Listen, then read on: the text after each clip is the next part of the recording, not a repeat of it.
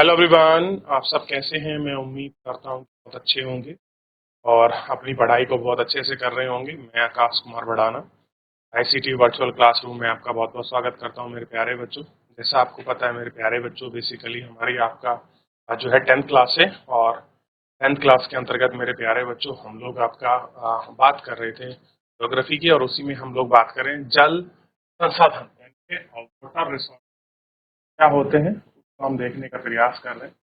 भाई, हमारे water resources तरह से हैं और कैसे हम इनको देखते हैं। तो जल संसाधन है 3 नंबर का। हम क्लियर हुआ? तो सबसे पहले आप देखिए, पिंकी, क्या तुम टीवी पर असम में आई बाढ़ दिल दहलाने वाली रिपोर्ट देखिए? कह रहे कि पिंकी, असम राज्य है नॉर्थ ईस्ट का, और वहाँ नॉर्थ ईस्ट में जो मोनसेराम चेरापूंजी मेघालय वाला रीजन है, वहाँ बहुत ज्यादा रेनफॉल होती है। मतलब पूरे विश्व में सबसे ज्यादा बरसावाई होती है, और उसी के साथ असम उसका लगता हुआ फैल रहा है आपका राज्य, वहां भी अच्छी खासी बारिश। कह रहे असम में जो बाढ़ आई है वो आपके दिल दहलाने वाली है। हे भगवान, क्या प्रलय मचाई है! रास्ते में जो कुछ आया बर्बाद कर दिया और बहा ले गई। जब भी कोई बाढ़ अपने साथ आती है, कंकड़ पत्थर बालू जन मानस वो किसी को नहीं देखती, अपने साथ सबको बहाकर ले जाती है। हाँ चिंटू, मैंने देखा है, यह आश्चर्य की बात नहीं है। जल जीवन दे भी सकता है और जल जीवन ले भी सकता है। कितनी बड़ी बात कही है। जल है, दे भी सकता है, और जल जीवन दे भी सकता है। जल के हाथ में दोनों चीज, यानी कि अगर आप उसको ग्रहण करोगे पियोगे तो अपनी फसल वगैरह खाना, और दूसरी तरफ वो किसी को खाकर लेकर जन धन की हानि भी। हम पानी के बिना क्या करेंगे? मेरे पिताजी मुझे बता रहे थे कि उनके कारखाने में बहुत सारी चीजों में काफी जल की आवश्यकता होती है। क्या तुम जानते हो कि मशीन को ठंडा रखने के लिए भी जल की आवश्यकता होती है? कारखाना भी जल विद्युत संयंत्र द्वारा पैदा की गई बिजली से चलते हैं। अब मैं समझ सकता हूँ कि विभिन्न युगों से मानव नदियां जल विभिन्न स्रोत जैसे झरने झील पोखर अनेक संसाधन के आसपास में क्यों बसता था। आप देख रहे हैं कि विभिन्न युगों से जो लोग मानव नदी नदी आदि के नद के तट किनारे ही लोगों का जो मानव आवास और प्रवास हुआ, ये आप समझ सकते हो। जल की पहुंच प्रथम है, और इसलिए लोगों ने अपना जीवन और अपना बसेरा सबसे पहले नहीं बनाया। ये आम कहानी के रूप में हमने चैप्टर को शुरू किया। आइए हम चैप्टर के मेन कंटेंट पर बढ़ते हैं। कह रहा है कि जैसा आप जानते हैं कि 3/4 3/4 3/4 धरातल से जल ढका हुआ है, यानी कि 75% पर लगभग आपका जल है। परंतु इसका प्रयोग में लाए जाने वाले अलवणीय जल का अनुपात कम है। अलवणीय जल हमें सतही अफवाह भूजल भूमजल से प्राप्त है, जिनका लगातार नवीकरणीय और पुनर्भरण जल चक्र द्वारा होता है। सारा जल में गतिशील रहता है। जल नवीकरणीय सुनिश्चित होता है। आपको यह जानकर आश्चर्य हो रहा होगा कि पृथ्वी का 3/4 भाग जल से घिरा है, और जल एक नवीकरणीय योग्य संसाधन है। अभी भी विश्व के अनेक देशों में और क्षेत्रों में जल की कमी कैसे होती, ऐसी भविष्यवाणी क्यों की जा सकती? 2025 में 20 करोड़ लोगों की जल की नितांत कमी झेलनी पड़ेगी। आप कह रहे हैं कि 2025 में 20 करोड़ लोग ऐसे हैं जो जल की क्राइसिस, जल की कमी को आपका झेलेंगे। और ये बात सत्य है कि अगर हम अपने हमारे वाटर रिसोर्सेज वाले हैं, अगर हम उनको नवीकरण नहीं करेंगे, हम उनको रिचार्ज नहीं करेंगे, तो हम जल प्राप्त कहाँ से करेंगे? आप देखिए, बहुत जगह का वाटर लेवल जो है वो आपका 2-2 हजार फीट नीचे मिल रहा है, 3-3 हजार फीट। कहीं पर आपका 100 फीट पर है, कहीं पर 200 फीट पर है। जो आपके गंगा तराई के मैदान है, आपको 10 फीट पर पानी है। तो यानी कि एक व्यक्ति को नल कराने के लिए 1 लाख रुपए चाहिए, और किसी व्यक्ति को नल कराने के लिए आपके 5 हजार चाहिए। ये बड़ी सोचने की बात है, और आपको चलिए आगे बढ़ रहे हैं। जल की दुर्बलता और जल संरक्षण और प्रबंधन की आवश्यकता। जल के विशाल भंडारण और इसके नवीकरणीय योग्य गुण होते हुए भी सोचना मुश्किल है कि हमें जल दुर्बलता का सामना करना पड़ सकता है।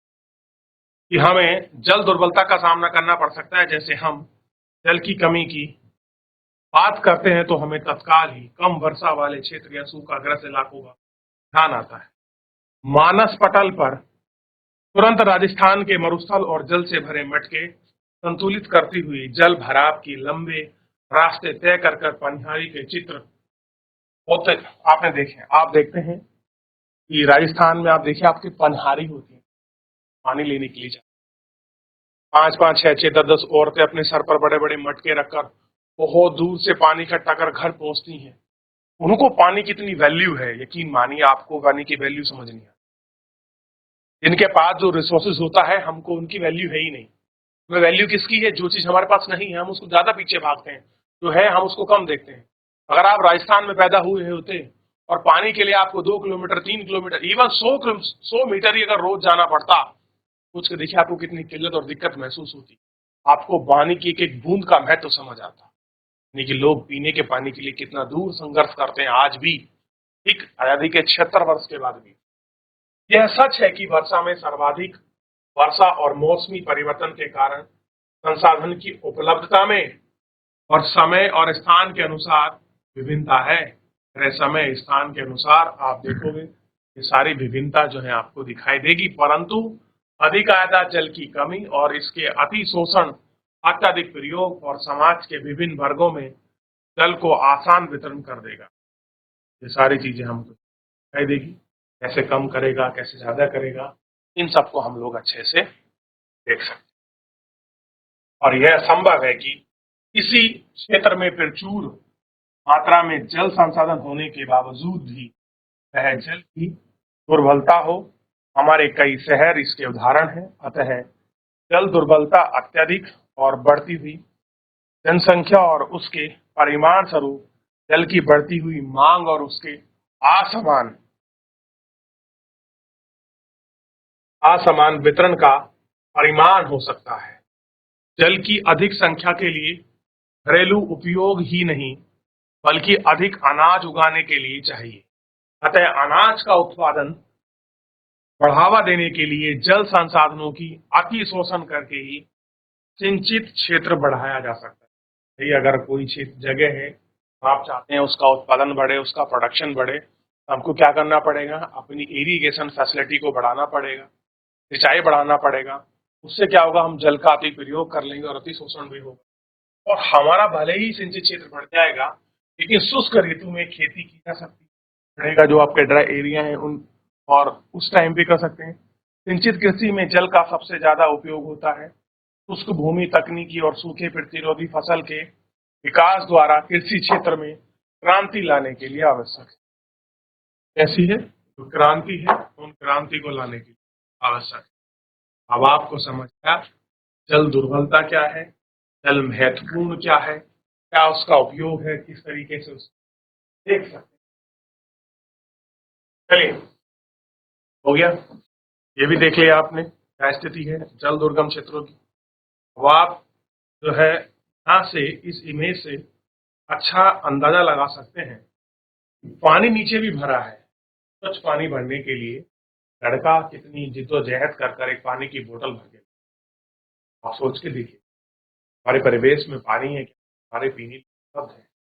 आज भी हमारे पास 2% से भी कम पानी हम लोग फ्रेश वाटर, और हम कहते हैं हमारे पास पानी बहुत, लेकिन पानी आखिर में हमारे लिए पीने के लिए कितना योग्य पानी ये भी तो वैलिड करता है।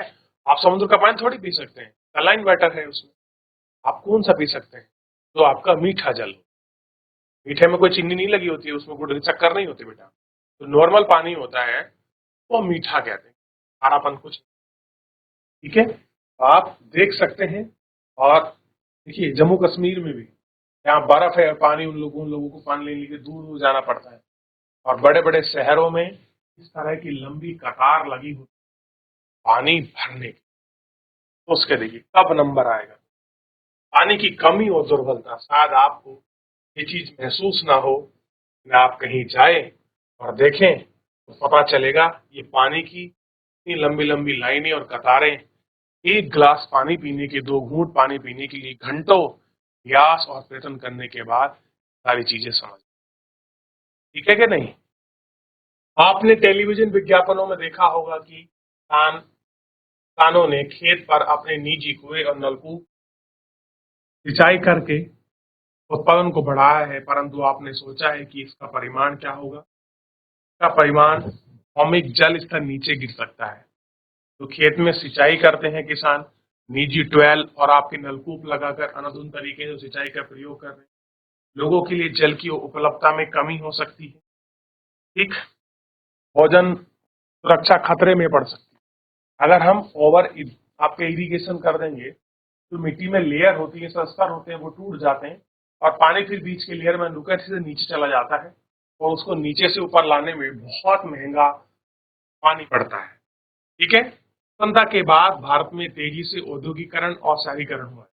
ये बात सच है, इंडस्ट्री बहुत बड़ी है और शहर बहुत बड़े हैं। शहरीकरण भी कैसे हुआ है, बहुत स्पीड में हुआ है और विकास के अग्रसर प्राप्त होते हुए आजकल हर जगह बहुराष्ट्रीय कंपनियां, एमएनसी, बड़े उद्योग घराने के रूप में उद्योग की बढ़ती हुई संख्या के कारण अलवणीय जल पर दबाव बढ़ा रहे, संसाधनों पर दबाव बढ़ा, जो संसाधन है उन पर दबाव बढ़ा। अब देखिए, जब बड़ी बड़े उद्योग लगेंगे तो पानी की डिमांड बढ़ेगी, शहर बढ़ेंगे तो पानी की डिमांड बढ़ेगी। शहर क्यों बढ़ रहे हैं, क्योंकि जनसंख्या बढ़ रही है और जनसंख्या बढ़ रही है तो खपत बढ़ेगी। खपत बढ़ेगी तो आपके लिमिटेड जो आपके रिसोर्सेज हैं, लिमिटेड आपके रिसोर्सेज पर लोगों की पहुंच के लिए दबाव गिरेगा और दबाव गिरेगा, चीजें दिक्कत, किल्लत और दबाव महसूस। उद्योगों को अत्यधिक जल के अलावा उनको चलाने के लिए ऊर्जा की भी आवश्यकता होती है और इसका फायदा काफी हद तक पूर्ति जल विद्युत से होता है। वर्तमान समय में भारत की कुल विद्युत लगभग 22% भाग जल विद्युत से प्राप्त होता है। इसके अलावा शहरों तथा शहरी जीवन शैली के कारण न केवल जल बल्कि ऊर्जा की आवश्यकता भी बढ़ोतरी हुई, अपितु इससे संबंधित समस्याएं भी गहरी हुई। यदि आप शहर में आवास में समितियां, कॉलोनियों पर नजर डालेंगे तो आप पाएंगे कि उनके अंतर में जल आपूर्ति के लिए नलकूप स्थापित करेंगे। आशय निश्चित है कि शहरों में जल संसाधनों का अति शोषण हो रहा है, इनकी कमी होती जा रही है और जल की इत्यादि सारी चीजों की कमी जो है आपका होती है।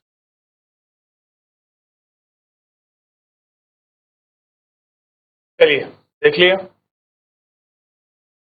अब तक हमने जल दुर्बलता के मात्रात्मक पहलू की बात की। आओ हम ऐसी स्थिति के बारे में विचार करें, आवश्यकताओं के लिए काफी जल संसाधन, परंतु फिर भी इन क्षेत्रों में जल की दुर्बलता है। दुर्बलता जल की खराब गुणवत्ता के कारण हो सकती है। पिछले कुछ वर्षों में यह चिंता का विषय बना रहा है कि लोगों की आवश्यकताओं के प्रचुर मात्रा में जल की उपलब्धता होने के बावजूद या घरेलू और औद्योगिक अपशिष्ट, रसायन, कीटनाशकों, कृषि में प्रयुक्त उर्वरक प्रदूषित और मानव के लिए खतरनाक हो सकते। ठीक, ये आप देखिए, तो आप किस तरह से यूज कर रहे हैं, वो खतरनाक कैसे साबित हो रहा है, ये सारी चीजें मैटर करती। ठीक है, तो हम रिसोर्सेस को किस तरह से यूज कर रहे हैं, उसको यूटिलाइज कर रहे हैं, ठीक है नहीं। भारत सरकार ने जल जीवन मिशन जेजेएम घोषणा करके ग्रामीण क्षेत्रों में रहने वाले लोगों के लिए जीवन की गुणवत्ता में सुधार लाने, जीवन की गुणवत्ता में सुधार लाने और विशेष रूप से जीवन यापन को आसान बनाने के लिए सर्वोच्च प्राथमिकता है। आप देख रहे हैं गाँव में जो लोग पानी भरने जाते हैं, पानी की समस्या है, सरकार ने जल जीवन मिशन चलाया है और उनका योग्य है कि हर घर जल, ठीक है, हर घर तक जल पहुंचाएंगे। एटलीस्ट पानी के लिए लोगों को परेशानी, किल्लत ना उठानी। इसलिए आप देख रहे हैं वाटर हार्वेस्टिंग की व्यवस्था की गई है, वर्षा जल को इकट्ठा करने की वो लोग बात कर रहे हैं और साथ ही में वो आपको बता रहे हैं कि आप किस तरह से इनको रिचार्ज कर सकते हैं, कैसे इनका बात को पुनःउपयोग कर सकते हैं और कह रहे हैं जल जीवन यापन को आसान बनाने के लिए सर्वोच्च प्राथमिकता दी जाती है। जल जीवन मिशन का लक्ष्य प्रत्येक ग्रामीण परिवार को लंबी अवधि पर नियमित रूप से प्रति 55 लीटर सेवा के स्तर की योग्य पाइपलाइन, भैया प्रति व्यक्ति को 55 लीटर पानी पर डे मिले, ऐसा उन्हें भी पानी की आपूर्ति सक्षम है। आर्थिक सर्वेक्षण 2020-21 के पृष्ठ 357 में ये स्पष्ट रूप से की व्यवस्था है, कैसे कैसे इसको बांटा गया है, क्या चीजें आपने अनुभव कर लिया होगा कि समय की मांग है कि अपने जल संसाधन का संरक्षण और प्रबंधन करें और स्वयं स्वास्थ्य संबंधित खतरों से बचें। आपको अपने वाटर रिसोर्सेज, चाहे वो नदी है, तालाब है, नदी है, किसी भी माध्यम से आप जल प्राप्त कर रहे हैं, आपको उसको प्रोटेक्शन करना है, आपको उसको मैनेज करना है कि व्यर्थ में जल ना बहे और इस तरीके से करना है कि आप खराब पानी ना पिए जिसपे स्वास्थ्य पे आपके प्रभाव पड़े, इम्पैक्ट पड़े। ये सारी चीजें हमको और सुरक्षा अपनी आजीविका और उत्पादन प्रक्रियाओं को निरंतर सुनिश्चित करना है, इस तरीके से हमारी आजीविका पर प्रभावित ना हो, हमारे प्रोडक्शन में कोई उसका इफेक्ट ना पड़े। ये हमको सुनिश्चित करना है कि हमको आजीविका के लिए भी उत्पादन के लिए तो हमारे प्राकृतिक जो परितंत्र है वो आपका निम्न के डिग्रेडेशन होने से बचाना है कि जो हमारे जल हैं उनको हम कैसे बचाएं, उनको हम कैसे सेव करें ताकि हमारा जो जल है वो आपका डिग्रेडेशन ना हो, उसमें गिरावट महसूस ना हो, वो उसमें गिरावट ना हो। ये सारी चीजें हमको देखनी है, इसी पर हम लोग बात करें तो मेन क्या है, आप प्रबंधन संरक्षण कीजिए, संवर्धन कीजिए और वो खराब ना हो, जल बचा रहे, डिग्रेडेशन ना हो, उसके बचाव होने की।